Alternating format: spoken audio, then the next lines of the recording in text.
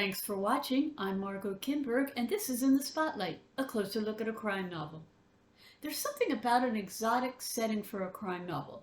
You get to learn about a different culture, different customs, different food, and you get to learn about some of the world's beautiful places. Let's take a look at a novel that's in an exotic setting today and turn the spotlight on Marianne Wheelaghan's Food of Ghosts. Detective Sergeant Louisa Townsend was born on the Pacific island of Tarawa, an atoll island in the Republic of Kiribati. But she moved to Edinburgh as a girl.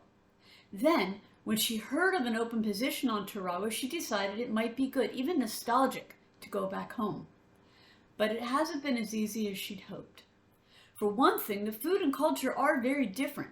Having been away so long, she doesn't really fit in with the Kiribati, the locals.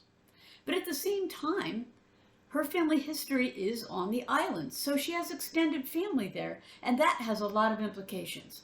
Family and family obligations are very important and taken very seriously on the island. For another thing, the local police haven't really welcomed her. She's an outsider and a woman.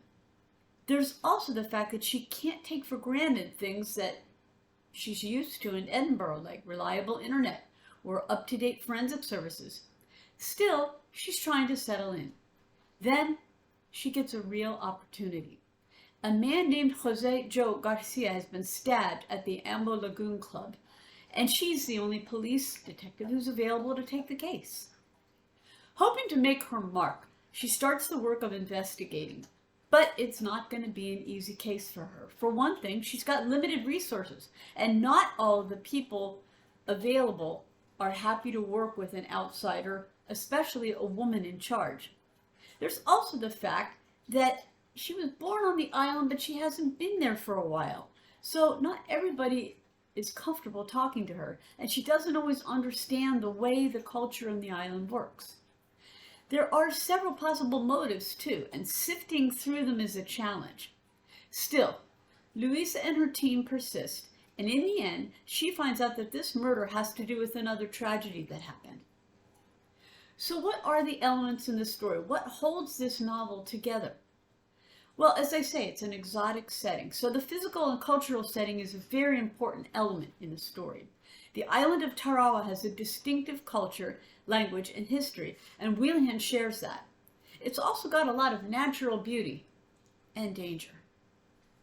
But the natives aren't the only people who live in Tarawa. There's an expat community too, and it's interesting to see the contrast between their views and the views of the Kiribati.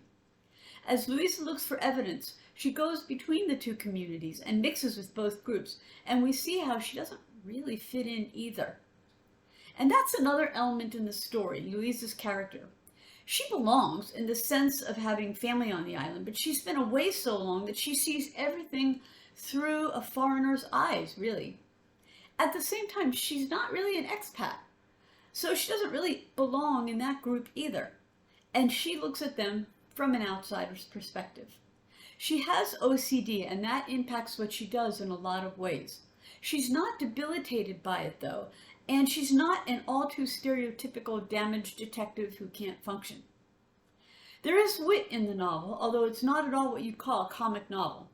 It's a sort of dry, almost sarcastic wit that lightens the story in places. There are also some funny scenes, although they aren't slapstick.